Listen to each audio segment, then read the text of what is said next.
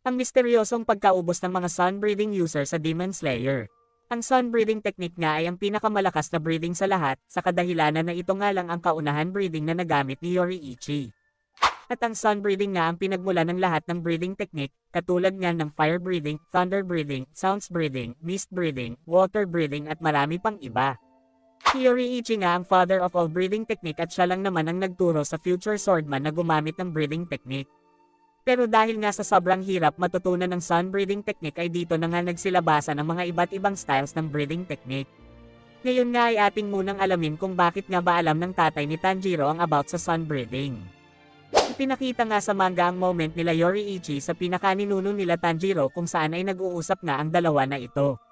At dahil nga gustong makita ng ninuno ni Tanjiro ang way kung paano gumamit si Yoriichi ng espada, ay dito na nga ni Yoriichi ipinakita ang napaka-perpekto nitong galaw gamit ang sun breathing sa mag-asawa. Dahil dito ay talagang namangha ang mag-asawa sa ginawa ni Yoriichi. At nang aalis na nga ulit si Yoriichi ay iniwan na nga nito ang earrings niya, simbolo na hindi na nga muling babalik si Yoriichi para dumalaw dito sa mga ninuno ni Tanjiro.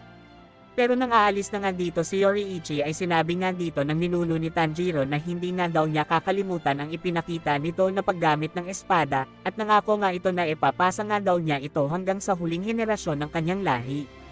At dito na nga nagsimulang ipasa ng mga ninuno ni Tanjiro ang ginawa ni Yoriichi na tinatawag nilang Kagura dance kasama nga dito ang earrings ni Yoriichi. Nakasalukuyan nalaman ni Tanjiro ang Kagura dance dahil sa tatay niya at pati na rin ang Hanafuda earrings. At si Tanjiro na nga lang ang taong nakakaalam ng sun breathing technique. Dito na nga papasok ang katanungan kung bakit si Tanjiro na lang ang taong nakakaalam ng sun breathing technique, nasaan na ang ibang taong nakakaalam nito. Ang sagot nga guys ay inubos na nga ito nila Muzan at Michikatsu. Dahil nga sa lakas na meron itong si Yoriichi pati na rin ang paggamit nito ng sun breathing technique ay dito nga ay muntik na niyang matalo si Muzan. Dahil dito ay nagkaroon nga si Muzan ng trauma sa mga taong gumagamit ng sun breathing.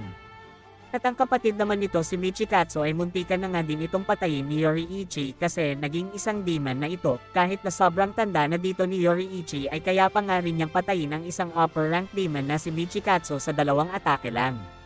Ngunit dahil nga sa katandaan ay dito na natapos ang buhay ni Yoriichi.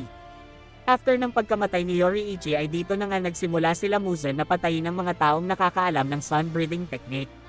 At si Muzan nga din ang dahilan ng pagkamatay ng lahat ng pamilya ni Tanjiro kasi nga sila na lang ang huling tao ang nakakaalam ng sun breathing technique.